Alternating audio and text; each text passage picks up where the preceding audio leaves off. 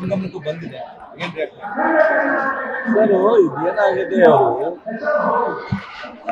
Minimum culture ಏನಕ್ಕೆ ಚಿಕ್ಕಮಗಳೂರು ರಾಜ್ಯದಲ್ಲಿ ಮಂತ್ರಿ ಆಗಿದ್ದರು, ಕೇಂದ್ರದಲ್ಲಿ ಕೆಲಸ ಮಾಡಿದರು.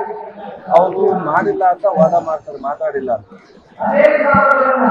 ಆದರೆ ಹಿಂದೆ ಅವ್ರು ಮಾತಾಡ್ತಕ್ಕಂಥ ಅನೇಕ ವಿಚಾರಗಳನ್ನ ತಗೊಂಡಾಗ ಬಟ್ ಅಲ್ಲಿ ಮಾತಾಡಿಲ್ಲ ಅಂತಲ್ಲ, ಮಾತಾಡೋದಕ್ಕೋಸ್ಕರ ಆ ಮಟ್ಟಕ್ಕೆ ದಿವಸ ನಾವು ಅವ್ರ ಜೊತೆ ನಿಗಾಡಕ್ಕೆ ಹೋಗಿಲ್ಲ. ವಿಚಾರದಲ್ಲಿ ಆ ಒಂದು ಪದ ಬಳಕೆ ಇದೆಯಲ್ಲ, ಅದು ನನ್ನ ಅನಿಸಿಕೆ ಅತ್ಯಂತ ಅವರಿಗೆ ಇವತ್ತಲ್ಲ ಮುಂದೆ ತುಂಬ ಡ್ಯಾಮೇಜ್ ಆಗುತ್ತೆ. ಇವತ್ತು ರಾಜಕೀಯವಾಗಿ ಅವರು ಪ್ರತಿಭಟನೆ ಇನ್ನೊಂದು ಮಾಡ್ಬೋದು ಅಥವಾ ತಿರುಗಿ ಹೇಳ್ಬೋದು. ಬಟ್ ಯಾರೇ ಆಗಲಿ ನಮ್ಮ ನಾಡಿಗೆನ ಇಟ್ಕೊಳ್ಳೋದು ತಪ್ಪಾಗುತ್ತೆ.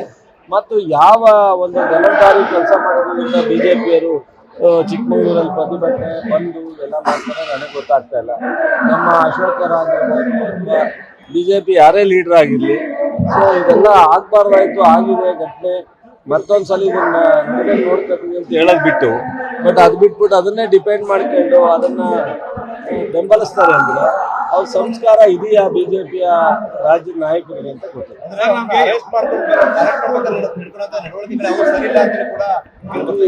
ಅರೆಸ್ಟ್ ಪೊಲೀಸ್ನವರು ಒಂದು ಕೇಸ್ ರಿಜಿಸ್ಟರ್ ಆದಾಗ, ಇಂಥ ಕಾಂಟ್ರವರ್ಸಿ ಆದಾಗ ಅವ್ರು ಏನು ಕಾನೂನು ಅಂತ ಮಾಡಬೇಕು ಅದು ಮಾಡಿದ್ದಾರೆ. ಏನು ಅವ್ರಿಗೆ ಬೇರೆ ಥರ ಕಿರುಕುಳ ಕೊಟ್ಟಿಲ್ವಲ್ಲ, ಕರ್ಕೊಂಡೋಗಿದ್ದಾರೆ. ಕ್ರೌಡು ಜನ ಅವ್ರ ಪರ ಇವ್ರ ಪರ ಆಗುತ್ತೆ ಅನ್ನೋದಕ್ಕೋಸ್ಕರ ಅವ್ರು ಜೀಪಲ್ಲಿ ಕೂರಿಸ್ಕೊಂಡೋಗಿದ್ದಾರೆ. ಅದಕ್ಕೆ ಏನು ಬೇರೆ ಥರ ಘಟನೆ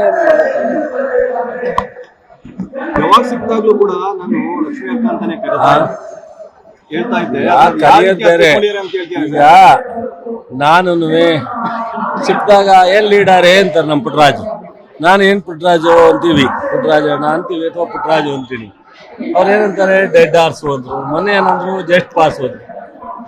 ಟಿವಿ ಮುಂದೆ ಹೋದಾಗ ಮಾತಾಡೋ ಪೇಷನ್ಸ್ ಇರ್ಬೇಕಲ್ಲ. ಈಗ ಏನಾಗುತ್ತೆ, ನೀವು ಎಷ್ಟೋ ಸಲ ನನ್ನ ಕ್ವಶನ್ ಕೇಳಿದ್ದೀರಾ, ನಾವು ತಾಳ್ಮೆ ಕೇಳಿಸ್ಕೊಂಡ್ರೆ ಅವ್ರು ಹೇಳೋದಕ್ಕೆ ಹಂಗೆ ಉತ್ತರ ಕೊಟ್ಬಿಟ್ರೆ ಹಂಗೆ ಕ್ಯಾರಿ ಆಗುತ್ತಲ್ಲ. ಸಿ ಟಿ ರವಿದು ಸ್ವಲ್ಪ ಅದೇ, ಅವ್ರಿಗೇನಾಗುತ್ತೆ ಭಾಳ ಫಾಸ್ಟಾಗಿ ಕ್ಯಾರಿ ಆಗುತ್ತೆ ಮೀಡಿಯಾದಲ್ಲಿ. ಸ್ವಲ್ಪ ನಾಲ್ಗೆ ಇಡ್ತಾ ಇಲ್ದಲೇ ಮಾತಾಡಿದ್ರೆ ಅದು ಕೆಲವರು ಖುಷಿ ಕೊಡುತ್ತೆ. ಆಯ್ತಪ್ಪ, ಕೇಂದ್ರ ಸರ್ಕಾರ ಇದೆ, CBI ಇದೆ, ತನಿಖೆ ಮಾಡಿಸಿಟ್ವಿ, ಎಲ್ಲಾನ ಉಂಟೇನ್ರಿ.